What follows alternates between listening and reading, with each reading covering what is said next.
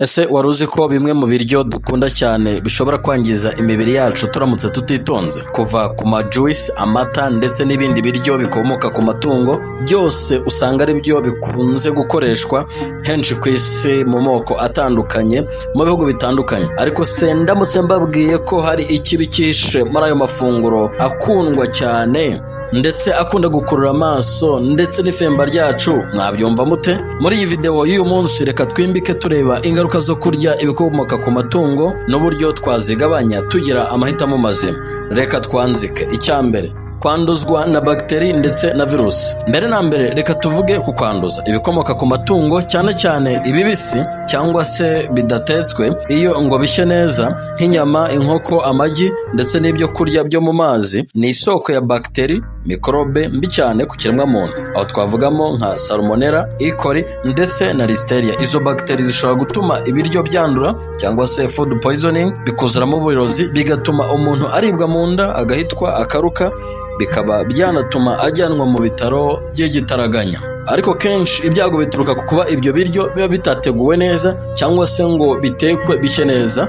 Kuba aho urimo utegurira inyama hegeranye n'aho urimo utegurira imboga, ku buryo habaho icyo twita cross contamination. Ibyo bikwirakwiza bagiteri mu biryo bishobora kuribwa ari bibisi. Ngo bagiteri ziba zishobora kuva muri za nyama zikajya nko mu mbuto. Rero nicyo kibi cya cross contamination. Iyo niyo mpamvu isuku n'umutekano cyangwa se food safety ari ingenzi cyane mu gihe utegura ibyo kurya. Buri gihe karaba intoki, ukoreshe ibyombo bitandukanye. Ibyombo washyizemo inyama ntabwo ari byo ushyiramo imboga, kandi uteke inyama zishya neza. Icya kabiri ni icyo twita antibiotic resistance.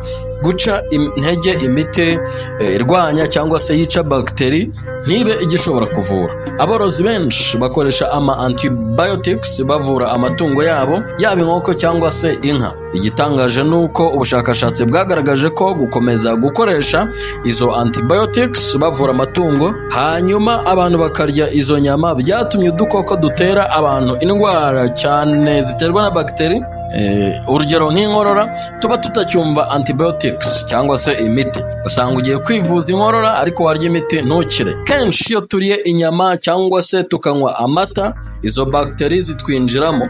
Ibyo bituma gufata imiti ivura infection bigorana, kuko usanga zitakibasha kuvura abantu. Uko bwije n'uko bukeye bishobora kuba bibi, ku buryo hatagize igikorwa antibiotics cyangwa se antibiotique zizaba zitagishobora kuvura abantu mu bihe biri imbere. Saturated fats and cholesterol, ubwo ni ibinure bibi ndetse n'urugimbu. Reka turebe noneho imbere muri ibyo biribwa. Byinshi mu bikomoka ku matungo, by'umwihariko inyama zitukura ndetse n'izindi zigurwa zabanje kunyuzwa mu nganda, ziba zikungahaye ku binure bibi ndetse n'urugimbu, cholesterol.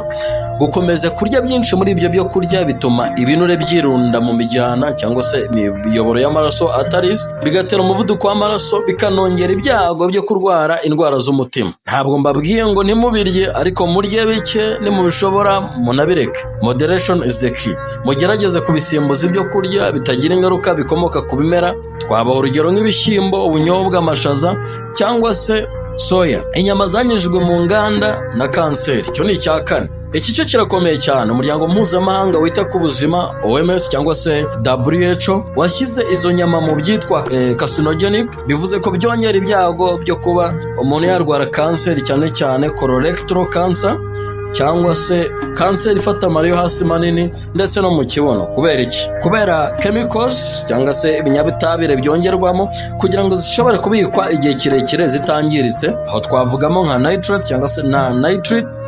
Ntitwakwibagirwa n'izibikwa hakoreshejwe uburyo bw'umwotsi cyangwa se smoking. Mbere yo kuzirya cyangwa se gukunda kuzirya, ujye utekereza kabiri.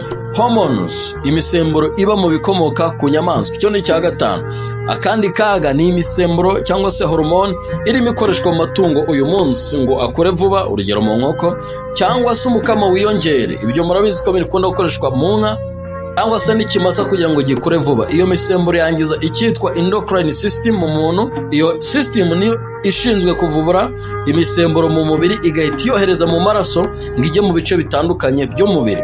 Rero iyo sisiteme iyo ibangamiwe bituma habaho gukora nabi, bituma ishobora kurekura imisemburo myinshi cyangwa se ikagabanyuka, aribyo twita hormonal imbalance.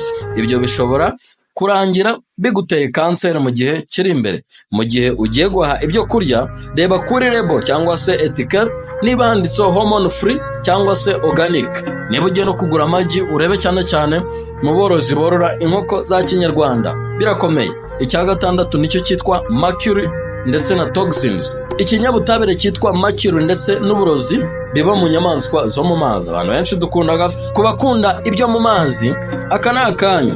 Amafi n'ibyitwa shellfish, cyane cyane ibikura bikaba binini, ibyo biba byifitemo mercury ndetse n'uburozi byinshi biba byavuye mu mazi yanduye. Nyinshi muri za deshe ziba zanduye cyangwa se imyanda yanduye ivuye mu nganda zikunda kujugunywa mu mazi, ndetse mukunda kubona ko n'ahantu henshi hari imijyi hari imyanda myinshi bayijugunya muri za ruhurura, noneho rimwe na rimwe zikagenda zikinjira mu biyaga binini. Ibyo bituma za merikire zigenda zikinjira mu nyamaswa. Iyo merikire rero iyo ibaye nyinshi, tuvuge nyine umuntu yamaze kurya ya mafi, iyo ishobora kwangiza ubwonko nervous system, cyane cyane mu bana ndetse no mu bagore batwite. Inama iruta izindi ni ukurya udufi duto, indagara, kuko tuba dufite merikire hafi ya ntayo. Waba uturiye inyanja iri hafi y'inganda ukazibukira. Gatandatu ni indwara zidakira cyangwa se chronic diseases. Amafunguro akungahaye ku bikomoka ku nyamaswa akaba akenye ku mboga n'imbuto, ibinyampeke, afitanye isano n'indwara zidakira nka diyabete, indwara z'umutima ndetse na kanseri. Ubwo turabwira abantu bakunda kurya ibyo bintu twavuze hejuru ariko batikoza ikintu cyitwa imboga n'imbuto. Si uburyohe bw'ibiryo urya, ahubwo indyo yuzuye niyo ikora itandukaniro. Rero kurya ibyo kurya bikomoka ku bimera bizagufasha kugabanya izo nzitizi zose twavuze, kandi umubiri wawe ubone intungamubiri zihagije. Hano reka tubahe inama nkeya. Icya mbere, haha ibyo kurya byanditseho organic na antibiotic free uko bishoboka.